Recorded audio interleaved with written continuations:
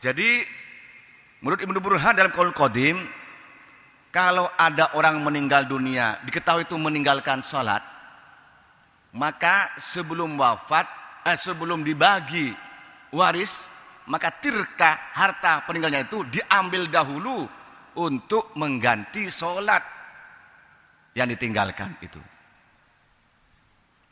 Kasaumi seperti puasa.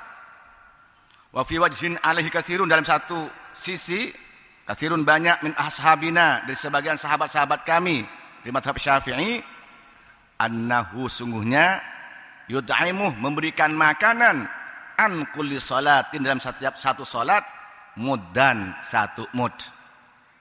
Jadi bisa diqodoi salat per salat atau satu salat satu mud. Satu mud itu 7 on beras. Ini sebagian pendapat ulama dalam mazhab Syafi'i, terutama Imam As-Subuki dan yang lain-lainnya. Bisa lihat dalam kitab I'anatul Talibin juz 1 halaman 24. Tetapi pendapat yang lain tadi itu mengatakan salat itu adalah ibadah badaniyah, ibadah badan yang tidak bisa diganti dengan yang lain. Sehingga orang yang meninggal dunia meninggalkan salat, ya sudah, tidak wajib untuk diganti. Bagaimana dengan puasa? Qodok puasa orang yang sudah wafat. Ini ada 3 kemungkinan, Pak. Yang pertama, meninggalkan puasa karena uzur, kemudian wafat sebelum sempat mengganti puasanya. Wafat, meninggal dunia karena uzur, ya, dia sakit. Kemudian ya belum sempat mengganti puasanya, sudah wafat. Bagaimana? Tidak punya kewajiban untuk mengganti puasa itu. Na'udzubillah, ada orang sakit mulai awal Ramadan, enggak sembuh-sembuh.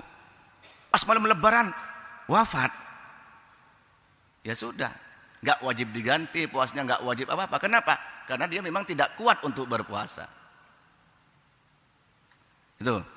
Yang kedua, tidak puasa karena ada uzur, tapi orang tersebut memiliki kesempatan mengqodok puasanya, namun ia tidak mengganti puasa yang telah ditinggalkannya, baik karena malas atau lainnya.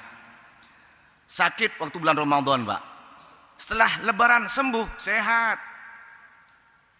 Bulan Syawal, Dzulqa'dah, Dzulhijjah, sehat. Tapi dia tidak mengganti. Padahal itu ada waktu untuk mengganti puasa itu. Ternyata bulan Rabiul Awal meninggal dunia. Dia tidak puasa itu karena uzur, tetapi dia ada waktu untuk menggantinya, namun orang ini tidak mau mengqodok. Bagaimana seperti ini? Ada beberapa pilihan yang dapat dilakukan oleh ahli waris atau pemilihnya. Di antaranya adalah memberikan makanan kepada fakir miskin atau mengqodok puasanya. Jadi kalau yang seperti tadi itu bisa saja diambilkan dari harta tirkahnya, digantikan 1 hari 1 mud 7 on beras. Atau juga ahli warisnya itu mengqodok sesuai dengan hari yang ditinggalkan itu.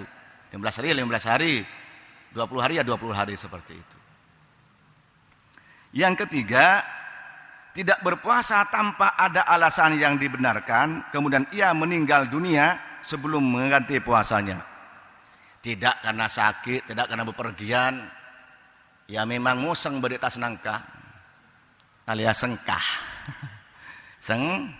Sengkah. Waduh rek, luwe nih mak, ini poso iki. Belum sempat dia sadar, belum sempat dia berqodok, wafat. Ini bagaimana? Ada beberapa pilihan yang dapat dilakukan oleh ahli warisnya dan atau familinya. Dan antaranya adalah memberikan makanan kepada fakir miskin atau mengqodok puasanya, sama dengan yang kedua itu. Ini juga lihat dalam kitab Nihayatuz Zain.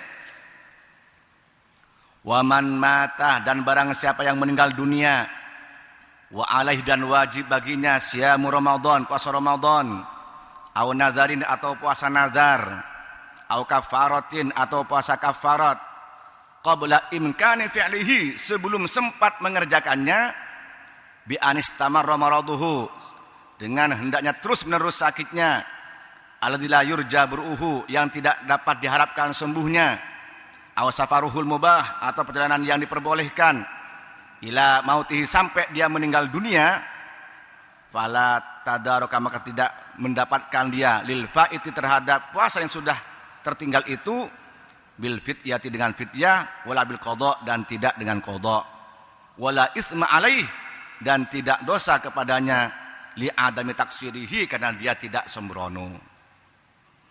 Fa in ta'adda bil iftar, jika dia melanggar dengan mukel, summa mata, kemudian mati, qabla tamakkun, sebelum dia memungkinkan untuk membayar, wa ba'dahu, setelahnya, au aftara, atau dia mukel bi udhrin, dengan udzur, wa mata, dan meninggal dunia, ba'da tamakkun, setelah dia memungkinkan, maka at'amah, hendaknya diberikan makanan anhu, sebagai gantinya, walihu, siapa walinya, min tirkatihi, dari harta peninggalannya, likulli yaumin fatahu mudun, setiap hari yang dia tinggalkan puasa itu satu mud, ta'amun, yaitu makanan, min ghalibi quti balad, dari kebiasaan makanan pokok negerinya.